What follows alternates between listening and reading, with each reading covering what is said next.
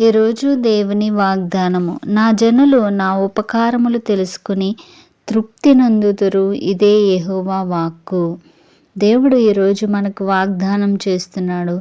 ఆయన జనులమైన మనము ఆయన ఉపకారములు తెలుసుకుని తృప్తి పొందుతామంట. చూడండి, దేవుడు తన ప్రజలను జ్ఞాపకం చేసుకుంటూ ఉన్నాడు. మీరు బలాత్కారుల చేతిలో బంధింపబడి ఉన్నారు, అనేక శ్రమలు అనుభవించారు, మీరు దుఃఖ దినములు అనుభవించారు. మీ దుఃఖమునకు ప్రతిగా సంతోషమిచ్చి వారిని నేను ఆదరించేదను, విచారమును కొట్టివేసి నేను వారికి ఆనందమును కలగచేతును. కాబట్టి వారందరూ నాట్యమాడుచు సంతోషిస్తారని దేవుడు వాగ్దానం చేస్తున్నాడు.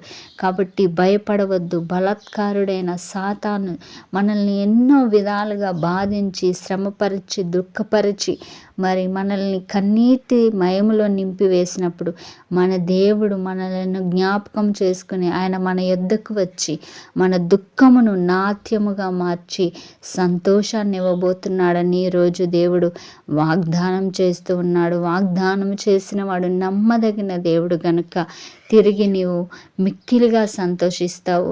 నీ హృదయము ఉప్పొంగుచు నీవు సంతోషిస్తావు.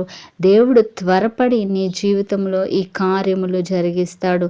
నమ్ము, విశ్వసించు. దేవుడు మీ జీవితంలో, మీ కుటుంబ జీవితంలో, మీ బిడ్డల జీవితంలో తిరిగి సంతోషాన్ని ఇవ్వబోతూ ఉన్నాడు. ఆమెన్. God bless you.